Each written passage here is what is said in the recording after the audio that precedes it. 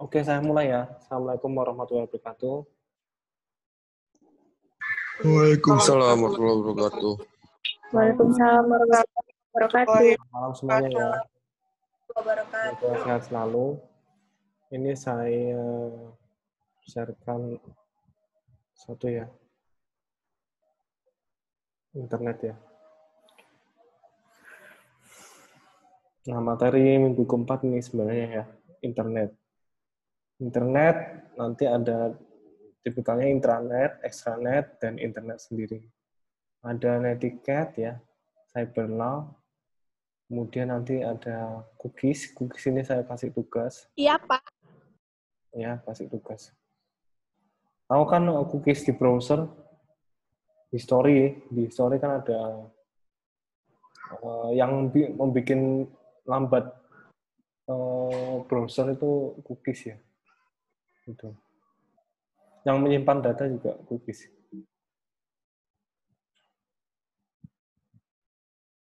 Nah, secara singkat, internet ya. Internet itu digunakan terbatas ya di jaringan komputer. Mulanya itu tahun 1969 ya. Nah, tujuannya apa? Tujuannya itu militer. Jadi hanya beberapa 4 situs saja yang ini ya, yang ada. Misalnya Stanford Research Institute, University of California, Santa Barbara, kemudian University of Utah. Nah, seiring berjalannya waktu, teknologi internet ini dipakai bukan hanya keperluan militer. Keperluan militer apa fungsinya? Yaitu komunikasi. Tapi tahun 2000, Iya, Pak. Oke, siap. tahun 80-an itu sudah, kalau lagi boomingnya itu tahun 90. Tapi 80-an sudah dipakai di Amerika ya. Nah, itu ranahnya sudah luas. Nah, faktor yang mempengaruhi kecepatan akses internet ini, misalkan apa, komputer, aplikasi yang digunakan, semakin banyak aplikasi digunakan, jadi semakin terpecah atau terbagi ininya ya. Membuka browser itu juga membutuhkan ini ya, tipikalnya kuota internetnya. Kemudian banyaknya user, kalau misalkan usernya itu dibagi-bagi, misalkan komputernya banyak, itu juga mempengaruhi kecepatan. Keamanan data, ya. Kemudian ada backbone. Backbone ini jaringan utamanya ya, jaringan utama. Misalkan di Indonesia itu backbone-nya beda dengan di Singapura. Kemudian bandwidth. Nah, backbone ini include dengan infrastrukturnya. Kemudian apa bedanya internet, extranet, intranet? Internet udah tahu ya, internet itu interconnected networking. Di minggu yang lalu itu WAN ya, wide area network ya.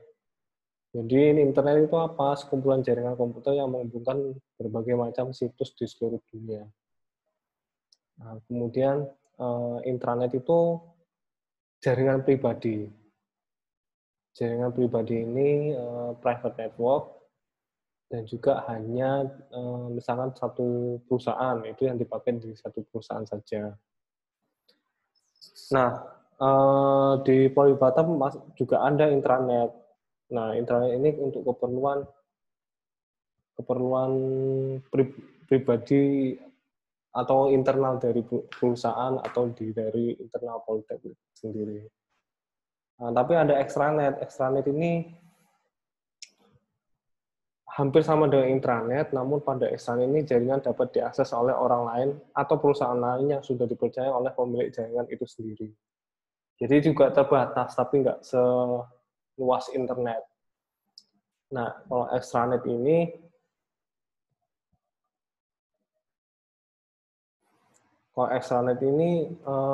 misalkan di perusahaan inti atau perusahaan induk punya anak perusahaan. Nah, anak perusahaan ini bisa membagikan datanya ke perusahaan induk.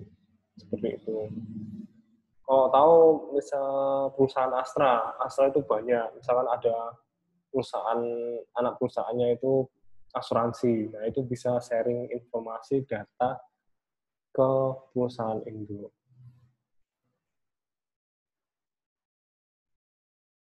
Nah, di dalam internet itu ada etika. Etikanya diistilahkan netiquette ya. Netiquette itu apa? Jadi di dalam internet ini sebagai sebuah kumpulan komunitas diperlukan aturan yang akan menjadi acuan orang-orang sebagai pengguna internet, di mana aturan ini menyangkut batasan dan cara yang terbaik dalam memanfaatkan fasilitas internet. Nah, ada juga cyber law ya, cyber law. Cyber law itu hukum yang digunakan untuk di dunia maya, yang umumnya diasosiasikan dengan internet. Nanti saya sharekan undang-undang mengenai cyber law ini ya.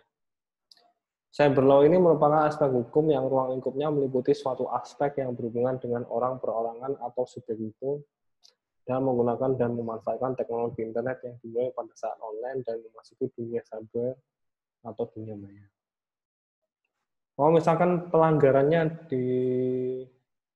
ditelusuri itu di negara lain, nah ini sudah masuk ranahnya Interpol ya, International Police ya. Jadi udah nggak satu negara saja. Tapi menyangkut cyber law sendiri.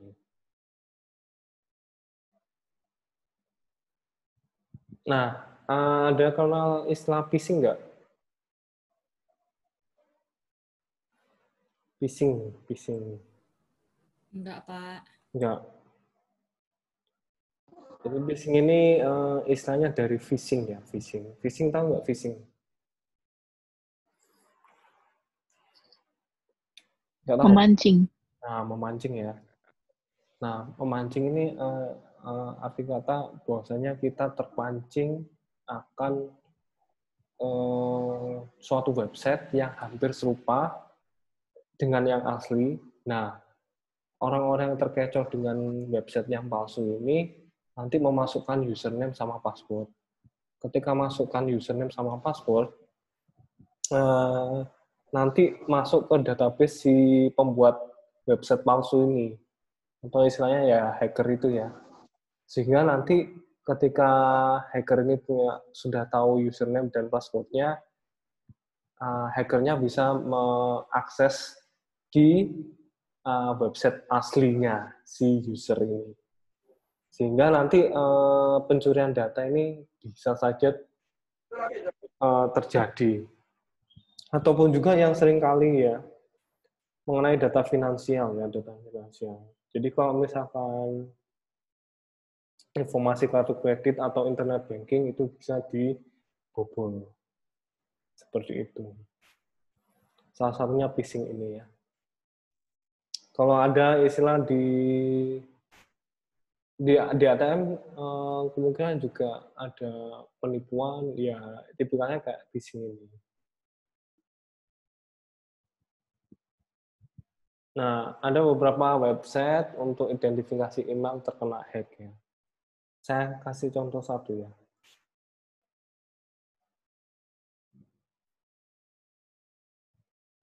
Saya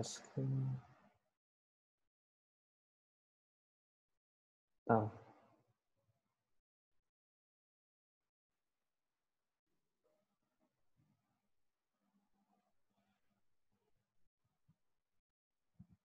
Ada yang tahu website tadi?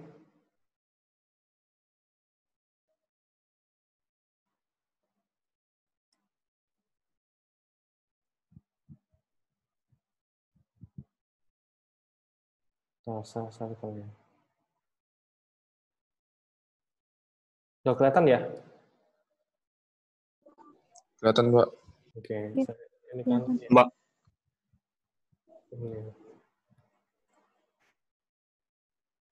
Coba nanti kalian cek ya nanti ya. Oh, server dulu ya.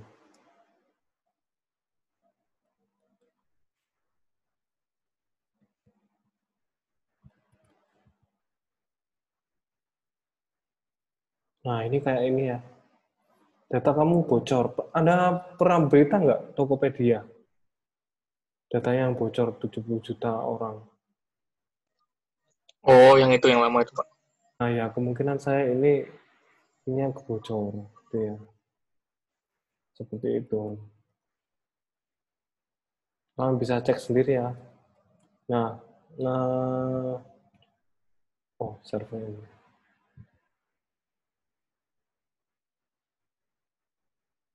Bentar.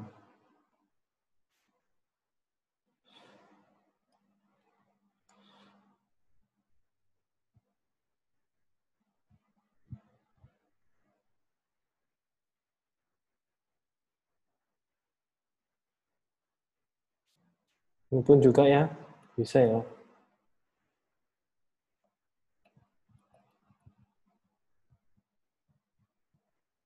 Nah ini, under 5 password, have leak ya. 3 tahun lalu. Nah, kalau gini, jadinya gimana cara untuk antisipasinya? Antisipasinya itu seringkali ganti password ya, ganti password. Secara periodik ya, 1 bulan, 2 bulan, 3 bulan. Jangan setahun sekali ya, seperti itu.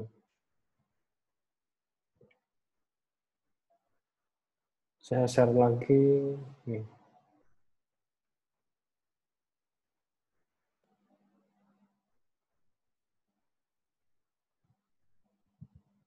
Nah, kalau browser ini nanti cookies ya, cookies. Nanti saya kasih tugas untuk ini.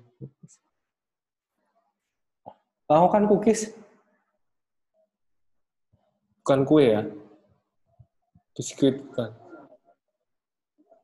Kalau misalkan saya ibaratkan ya,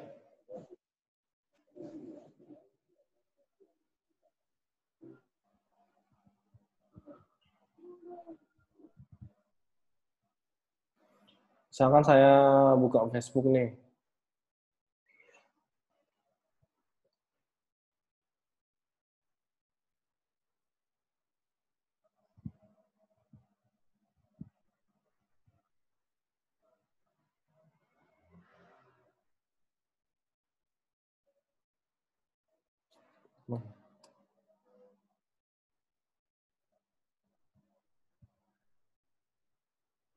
misalkan Facebook ya, jadi misalkan logout,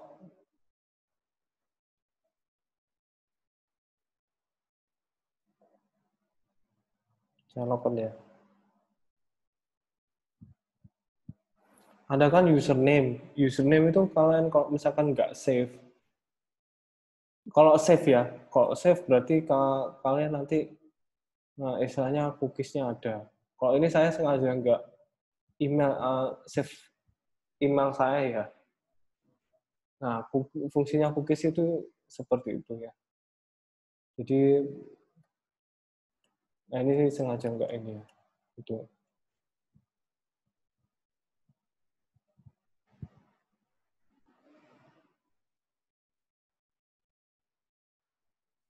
Balik lagi ke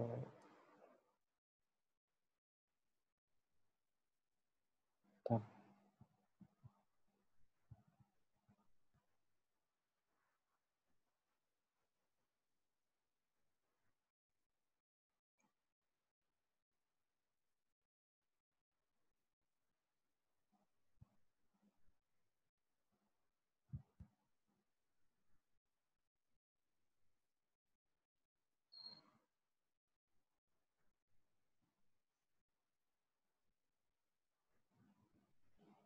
Nah, ini Google ya. Google. Nah, kemudian ada istilah spam ya. Nah, spam ini pengguna perangkat elektronik untuk mengirimkan pesan secara bertubi-tubi tanpa dikehendaki oleh penerimanya.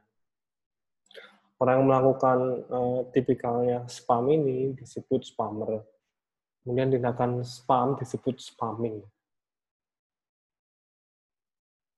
Untuk spam itu paling banyak di nomor 1 ini ya surat elektronik.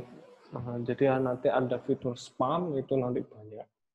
Nggak usah dibales ya, takutnya itu malware atau penipuan ya penipuan. Pesan instan banyak ya pesan instan. Usenet newsgroup dan forum itu biasanya mailing list. Kalau telepon genggam mungkin telepon curi, tidak tahu ya, atau private call ya, private call. Ada juga yang mesin pencari informasi web, ada juga yang blog, wiki, dan buku tamu. Tapi yang kebanyakan adalah surat elektronik ini. Nah, kenapa kalian dikirimi spam? Karena seringkali kalian surfing di internet itu semakin sering itu semakin berpotensi untuk terkena spam. Terkena spamnya. Nah, cara pencegahannya ya. Ini seperti yang saya katakan ya. Jadi semakin banyak aktif di internet, jadi semakin memungkinkan bahwasanya terkena spam.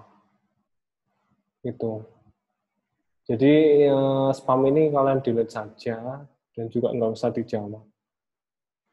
Itu. Misalkan kalian di sosmed kalian ada nyantumin email, itu juga berpotensi nanti dikirimi spam. Seperti itu. Kalau misalkan saya sebagai dosen itu misalkan publikasi artikel ilmiah, itu kan mau nggak mau mencantumkan email, sehingga nanti saya terkena spamnya dari situ. Spamnya jenisnya apa? Ya publikasi-publikasi yang nggak jelas. Nah, tahu istilah IoT nggak? IoT, Internet of Things. Tahu? Internet sudah tahu Belum, ya? Pak. Belum ya? Things itu macam-macam ya, macam-macam. Pernah dengar Industri 4.0? Industri Belum, Pak. belum. Nah, Pak. oke. Tipikalnya Internet of Things ini adalah sebuah konsep di mana suatu objek yang memiliki kemampuan untuk mentransfer data melalui jaringan tanpa memerlukan interaksi manusia ke manusia atau manusia ke komputer. Ya, itu. Contoh ya, Internet of Things ini sudah lama, tahun 90-an ya. Jadi menggunakan medianya internet. Nah, konsep IoT ini diartikan sebagai sebuah kemampuan untuk menghubungkan objek-objek cerdas dan memungkinkannya untuk berinteraksi dengan objek lain. Lingkungan maupun dengan peralatan komputasi cerdas lainnya melalui jaringan internet. Nah, IoT ini dalam berbagai bentuknya telah mulai diaplikasikan pada banyak aspek kehidupan manusia. Jadi dari skala manufaktur ada, kemudian skala rumah tangga atau rumah itu sudah ada juga. Itu IoT ya. Jadi banyak memprediksi bahwasanya IoT adalah the next big things ya di dunia teknologi informasi. Hal ini karena IoT menawarkan banyak potensi yang bisa digali. Nah, teknologi yang sekarang yang sudah dikenal untuk telekomunikasi itu 4G ya. 4G. Ada yang terbaru adalah 5G. 5G. Nah, di Indonesia infrastrukturnya belum cukup untuk yang 5G. Kalau misalkan 5G, nanti ini mendukung IoT. Karena kecepatannya itu sudah melebihi, sudah mumpuni ya untuk melakukan IoT ini ya, konsep IoT ini. Bayangkan aja 1 detik itu bisa gigabyte. Kalau misalkan yang biasa itu mungkin megabit ya. Tapi sekarang sudah gigabit untuk yang 5G. Itu. Saya contohkan untuk IoT ya.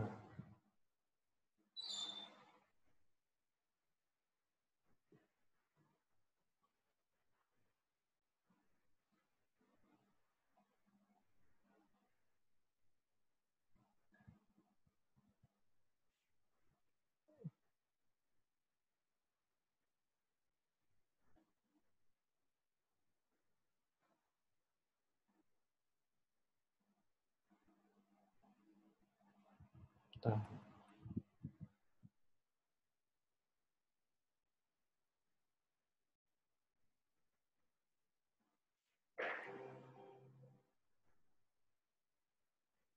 Saya sharekan YouTube ya.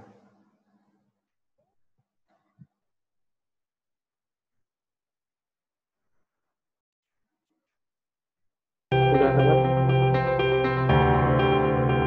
Udah dengar ya?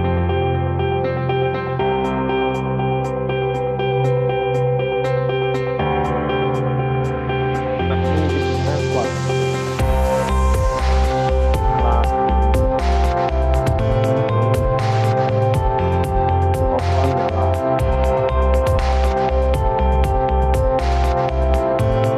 Nah, kita kembalikan dari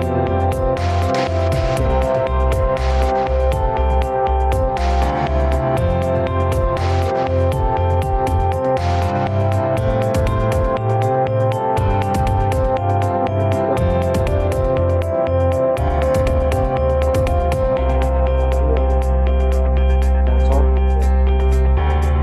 So, oh, ada orang.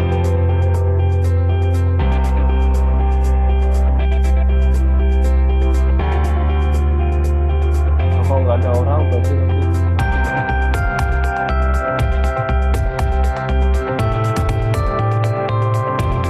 nah ini kalau misalnya keluar notifikasi bosnya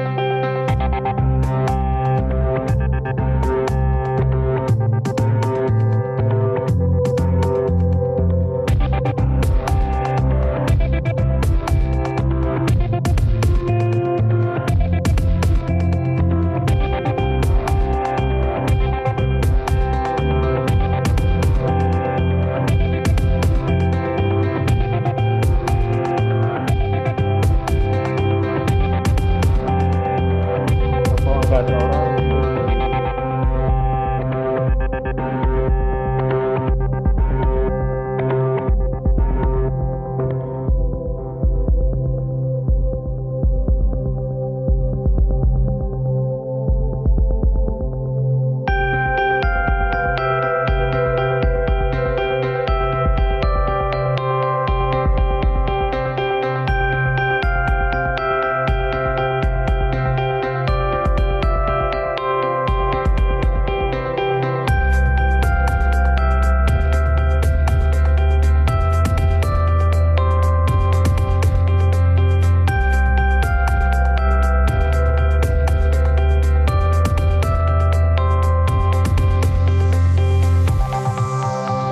nah itu ya konsep IoT sendiri.